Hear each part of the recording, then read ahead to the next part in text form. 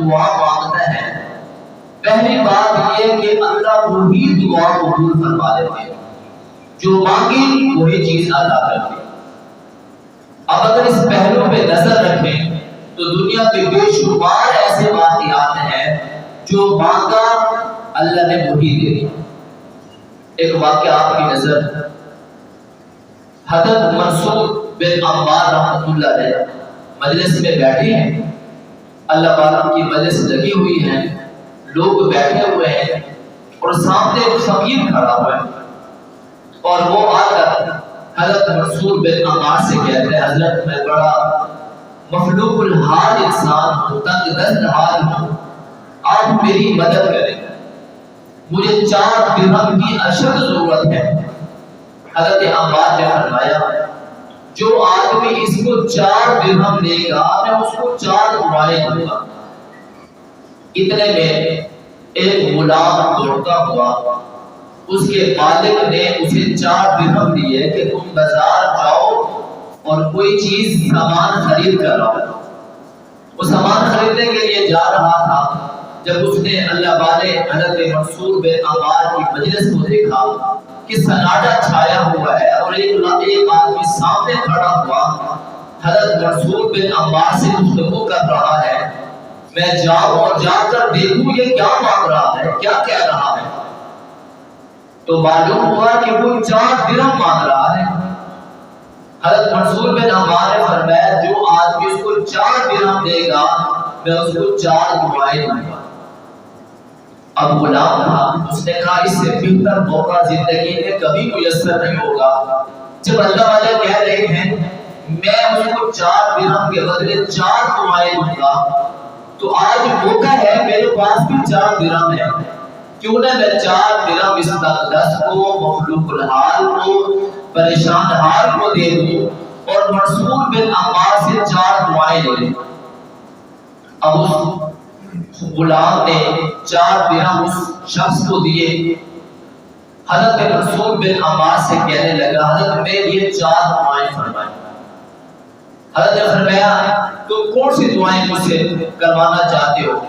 فرمایا سب سے پہلی دعا آپ میرے لیے یہ کریں کہ میں غلام ہوں، اللہ مجھے آزادی کی زندگی نصیب فرمائے۔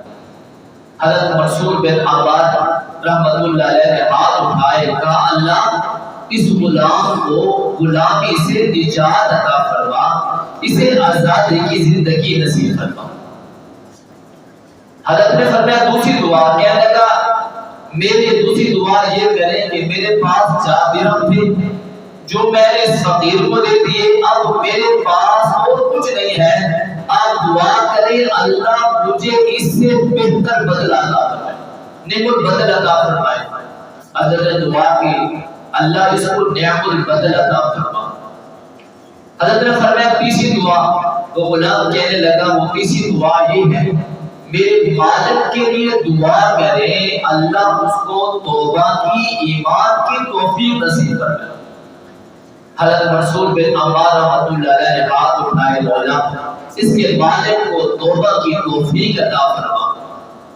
اور چوتھی دعا غلام نے یہ کروائی کہ آپ میرے مالک کے لیے دعا کریں، میرے لیے بھی دعا کریں، اپنے لیے بھی کریں اور حاضرین محفل کے لیے بھی دعا کریں اللہ سب کی مغفرت کر دے، مجھے بھی معاف کر دے، میرے مالک کو بھی معاف کر دے، اور آپ دعا کرنے والے ہیں اللہ آپ کو بھی معاف کر دے، اور یہ دعاؤں پر آمین کہہ رہی ہیں اللہ ان کو بھی معاف کر دے۔ حضرت منصور بن عمار رحمت اللہ علیہ نے ہاتھ اٹھائے، مولا یہ دعا بھی قبول کر۔ اب وہ آدمی وہ غلام اپنے مالک کے پاس گیا، اب مالک کافی دیر سے انتظار کر رہا تھا کہ میرا غلام جو میں نے چیز بازار سے لانے کے لیے کہی تھی وہ لے جائے گا، لیکن دیکھا کہ اس کا ہاتھ خالی ہے۔ مالک نے کہا بھی تیرا ہاتھ خالی کیوں ہے؟ اس نے کہا آج میرا ہاتھ خالی نہیں ہے، آج میں بڑی دعائیں لے کر آیا۔ مالک نے کہا وہ کون سی دعائیں ہیں؟ تو اس غلام نے کہا میں نے حضرت منصور بن عمار سے 4 درہم کے بدلے 4 دعائیں لی ہیں۔ کہا پہلی دعا میں نے ان سے یہ کروائی تھی کہ آپ میرے لیے دعا اللہ مجھے غلامی کی زندگی سے نجات عطا فرمائے، مجھے آزادی مل جائے۔ تو آقا نے کہا جاؤ میں نے تجھے آزاد کر دیا ہے، آج کے بعد تم غلام نہیں رہے۔ پہلی دعا بھی اللہ نے وہی قبول فرمائی، منعت قبول فرمائی، جو مانگی تھی اللہ نے وہی عطا فرمائی۔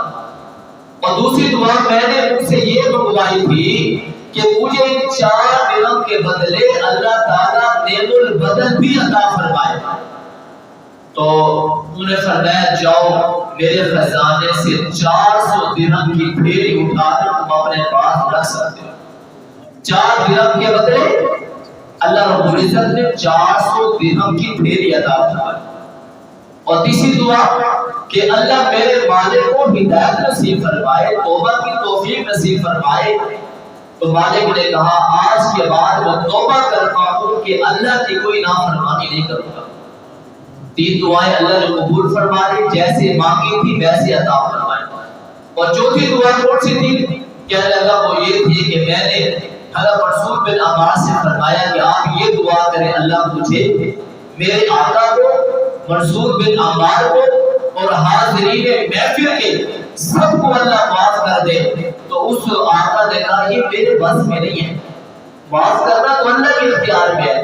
جب وہ رات کو سویا غیب سے آواز آئی ہے میرے بندے جو تیرے اختیار میں تھا وہ تو نے کر دیا، اب ہمارے اختیار میں ہے، اب ہم وہ کرتے ہیں۔ میں نے اعلان کر دیا ہے، غلام کو بھی معاف کر دیا، مالک کو بھی معاف کر دیا، منصور بن عمار کو بھی معاف کر دیا اور حاضرین محفل کو بھی میں نے معاف کر دیا۔ تو دعا ایک بہت بڑا ہتھیار ہے۔ آج کبھی اسی چیز کی ہے کہ ہم اللہ سے مانگتے نہیں ہیں، ہم اللہ سے مانگنے والے بن جائیں۔ تو حضور صلی اللہ علیہ وسلم نے فرمایا جو بندہ دعا مانگتا ہے اللہ اس دعا کا پہلا درجہ یہ ہے کہ منعت اللہ اس دعا کو قبول فرما دے۔ ایک اور مثال سے بات کو سمجھے، حضرت آسیہ فرعون کی بیوی ہے، حضرت موسیٰ علیہ السلام پر ایمان لے آئے، اللہ کو اپنا رب مان لیا۔ فرعون کو پتہ چلا تو فرعون نے سب سے پہلا کام یہ کیا کہ اسے محل سے نکال دیا۔ عورت کے لیے سب سے تکلیف دہ چیز یہ ہوتی ہے جب اسے اس کے گھر سے نکالا جاتا ہے۔ اب وہ اسی پریشانی میں تکلیف میں ہے، ہاتھ اٹھاتی ہے، اللہ سے دعا کرتی ہے۔ سورۃ التحریم میں اللہ نے اس دعا کا ذکر فرمایا رب ابن لی عندک بیتا فی الجنہ۔ حضرت آسیہ اللہ کے حضور دعا کرتی ہے مولا فرعون نے مجھے اپنے محل سے نکالا ہے، اللہ میں چاہتی ہوں اس محل کے بدلے آخرت میں جنت میں اپنے قرب میں مجھے آپ محل عطا فرمائے۔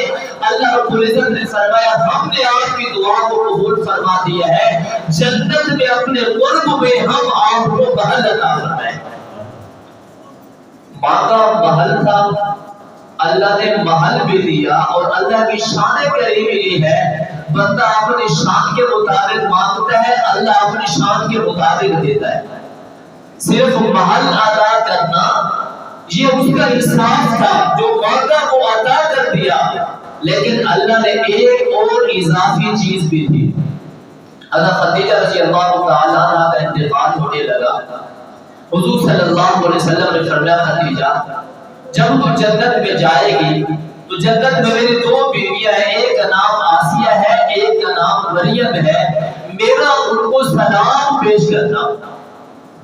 حضرت خدیجہ نے فرمایا یا رسول اللہ میں آپ کی پہلی بیوی اور آپ کہہ رہے ہیں کہ جنت میں میری 2 بیویاں ہیں، تو آپ نے فرمایا جی ہاں یہ جنت میں دونوں میری بیویاں بنے گی۔ اب دیکھیں اللہ کی شان کریمی، ماں کا صرف محل تھا، اللہ کے قرب میں مانگا تھا، اللہ کے پاس مانگا تھا، اللہ نے وہ محل بھی دیا، لیکن اس محل میں اگر گھر مانا نہ ہو تو بات پوری نہیں بنتی۔ اللہ نے فرمایا تو نے صرف مجھ سے محل مانگا ہے، میں نے تجھے محل بھی دے دیا، گھر بھی دے دیا اور گھر والا بھی دے دیا۔ یہ اللہ سے مانگنے کی بات ہے۔ تو آپ صلی اللہ علیہ وسلم نے فرمایا سب سے بڑا عاجز انسان وہ ہے جو اللہ سے مانگتا نہیں ہے وہ بڑا عاجز ہے. ہمیں اللہ سے مانگنا چاہیے. تو دعا کا پہلا درجہ یہ ہے کہ جو بندہ جیسی دعا مانگتا ہے اللہ اس دعا کو قبول فرماتے ہیں. عرب کے اخبار میں ایک واقعہ نقل کیا گیا ہے، بلکہ علامہ ابن جوزی رحمۃ اللہ علیہ نے ایک واقعہ نقل کیا کہ ایک آدمی تھا عقیل نامی. وہ کہتے ہیں کہ میں اللہ کے گھر کا طواف کر رہا تھا. طواف کے دوران مجھے ایک موتیوں کا ہار ملا. میں نے اس ہار کو اٹھا لیا. تھوڑی دیر کے بعد ایک نابینا شخص یہ کہہ کر اعلان کر رہا تھا کہ اسی جگہ پر میرا ہار رکھا ہوا ہے، جو مجھے ہار دے گا میں اسے 100 دینار دوں گا. تو حضرت عقیل رحمت اللہ علیہ فرماتے ہیں میں نے جلدی سے وہ ہار اٹھایا، اس نبینا شخص کو دے دیا. اب وہ مجھے 100 دینار دینا چاہتا تھا لیکن میں نے قبول نہ کیا. علامہ ابن جوزی رحمت اللہ علیہ فرماتے ہیں حضرت عقیل فرماتے ہیں میں نے طواف مکمل کیا. میں بغداد جانا چاہتا تھا. میں بغداد پہنچا یہاں تک کہ میں حلب میں پہنچ گیا. اب جو میرے پاس ذات راہ تھا وہ ختم ہو گیا. میں ایک مسجد میں پہنچا، نماز کا وقت ہو گیا. مقتدیوں نے کہا آپ اللہ والے لگتے ہیں، آپ ہماری نماز پڑھائیں. میں نے ان کو نماز پڑھائی. تو نماز کے بعد لوگوں نے کہا ہمارے امام کا انتقال ہو گیا ہے اور آپ مسافر ہیں، ہم چاہتے آپ یہیں پر رہیں، ہمارے امام بن جائیں، مقتدا بن جائیں، پیشوا بن جائیں، یہیں پر رہیں. حضرت عقیل کہتے ہیں میں نے دل میں یہ عزم کر لیا، ان کی بات کو مان لیا کہ میں آپ کا امام بنتا ہوں اور یہاں پر کھڑے نماز پڑھاتا ہوں. انہوں نے کہا ہمارے امام صاحب جو فوت ہو گئے اس کی ایک بیٹی ہے، ہم چاہتے ہیں اس کی بیٹی کا نکاح بھی آپ کے ساتھ کر دیں. میں نے کہا ٹھیک ہے، مجھے اس بات سے بھی کوئی اعتراض نہیں ہے. اب اس کا نکاح ہو گیا. حضرت عقیل فرماتے ہیں 1 سال گزر گیا. اللہ رب العزت نے مجھے ایک بیٹا عطا فرمایا. ایک دن اچانک جب میں گھر میں داخل ہوا میری نظر اپنی بیوی کی گردن پر پڑی. میں نے وہ ہار دیکھا جو مجھے طواف کرتے ہوئے ملا تھا اور میں نے اس نبینا شخص کو واپس کر دیا تھا. میں نے پوچھا یہ گلے میں ہار کیسا؟ اس نے سارا واقعہ بتایا. یہ ہار تو میرے والد کا ہے اور وہ آنکھوں سے نابینا تھے. تو حضرت عقیل کہتے میں پہچان گیا یہ وہی شخص ہے جس کو میں نے یہ ہار واپس کیا تھا. میں نے اسے کہا پھر یہ سارا سفر میرا ہوا، میں آپ کا گھر والا بن گیا، مسجد کا امام بن گیا، اس کی وجہ کیا ہے؟ کہا جب میرے ابا جان حج سے واپس آئے آپ نے ہار واپس کیا. اس دن سے لے کر آخری زندگی کے لمحے تک دعا کرتے رہے مولا میری بیٹی کو اس جیسا نیک شوہر عطا فرما. تو اللہ نے سارے اسباب پیدا کر دیے. جو دعا میں مانگا تھا اللہ نے وہی عطا فرما دیا. تو آپ صلی اللہ علیہ وسلم نے فرمایا سب سے بڑا عاجز ہے وہ انسان جو اللہ سے نہیں مانگتا، جو دعا نہیں کرتا. دعا پر کوئی خرچ نہیں ہوتا، کوئی زیادہ وقت نہیں ہوتا لگتا، اور اس کے لیے کوئی خاص وقت بھی نہیں چاہیے. بس دعا بندہ دل سے بھی کر سکتا ہے، زبان سے بھی الفاظ کہہ سکتا ہے. فرمایا دعا عبادت کا مغز ہے. ایک حدیث پاک میں فرمایا دعا ہی اصل میں عبادت ہے. ایک بات آپ صلی اللہ علیہ وسلم نے فرمایا اگر اللہ من و عن دعا قبول نہ فرمائے تو دوسری صورت یہ ہے جو آنے والی مشکلات ہیں، جو مسائل ہیں، جو بلیات بندے پر آنی ہوتی ہیں، اللہ اس دعا کے صدقے ان مسائل کو، پریشانیوں کو، بلیات کو، تکالیف کو اللہ دور کر دیتے ہیں.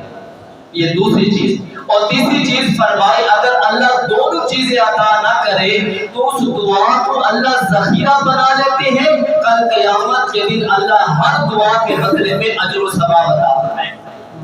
ہر دعا کے بدلے میں اجر و ثواب عطا فرمائے گے. حضور صلی اللہ علیہ وسلم نے فرمایا قیامت کے دن ایک بندہ آئے گا وہ اپنے اجر و ثواب کو دیکھے گا تو کہے گا میں اتنا بڑا نمازی نمازی تو نہیں تھا اور میں تو اتنا بڑا متقی عابد و زاہد بھی نہیں تھا، لیکن میرا اتنا بڑا اجر۔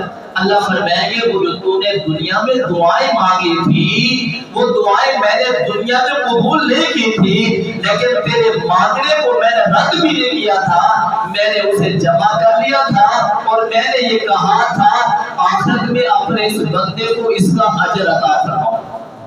تو آپ صلی اللہ علیہ وسلم نے فرمایا سب سے بڑا عاجز انسان وہ ہے جو اللہ سے مانگتا نہیں ہے، دعا نہیں کرتا۔ تو اللہ نے ہمیں موقع دیا ہے، ہم زندگی میں اللہ سے مانگ سکتے ہیں اور اپنی دعا کو کسی شرط کے ساتھ مقید بھی نہ کیا کرے۔ جیسے کہ ایک آدمی نے کہا اللہ میں آپ سے دعا کرتا ہوں بس مجھے ایک ہی بیٹا دے دے، بھی اللہ کے خزانے میں کمی ہے، اللہ سے ایک کیوں مانگ رہا ہے؟ اللہ مجھے صاحب اولاد بنا، اللہ مجھے ایک روٹی دے دے، بھی ایک روٹی کیوں مانگ رہا ہے؟ اللہ کے خزانے میں کوئی کمی نہیں ہے۔ اللہ سے مانگنا چاہیے، بندہ اپنی شان کے مطابق مانگتا ہے، اللہ اپنی شان کے مطابق عطا کرتا ہے۔